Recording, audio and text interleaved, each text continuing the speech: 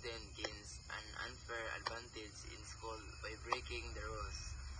This can include copying answers during the test, using unauthorized notes, letting someone else do your work, or even sharing answers with classmates.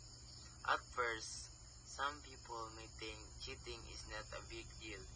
They may say everyone does it or it's just one test. However, when look deeper, cheating is not just about breaking school rules is an ethical issue. But what do we mean by ethics? Ethics refers to what is right and wrong. It guides our behavior and decisions. When we choose to cheat, we are making a decision that is unfair and dishonest. So, next, now, let's talk about why cheating is wrong. First, cheating is dishonest. It means you are not being truthful about your own knowledge and abilities. Instead of showing what you have learned, you are pretending to know something you actually do not. Second is, cheating is unfair to others. Imagine studying hard for an exam only to find out that someone else got the same or higher score by cheating.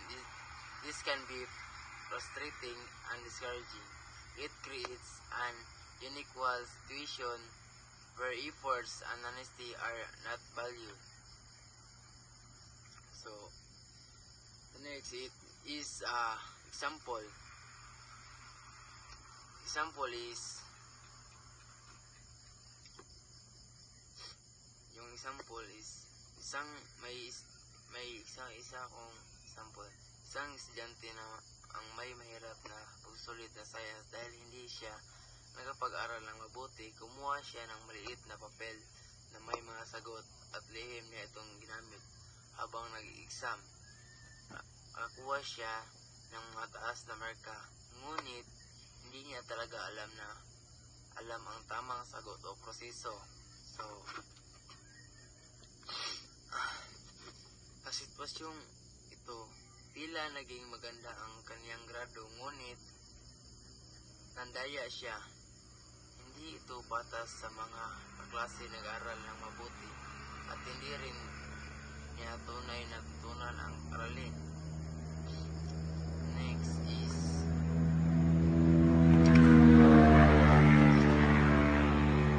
teachers and schools also play an important role. They can create a supportive environment where students feel safe to ask questions and make mistakes. Encouraging honesty and understanding is more effective than simplify punishing students. So, yung kuro natin is na-simplify sila na punishing if you are lying or cheating through your one visual. Cheating may give a short-term success like a higher grade, but it can lead to long-term consequences. It can damage your reputation, reduce trust from teachers and classmates, and even affect your future opportunities. So,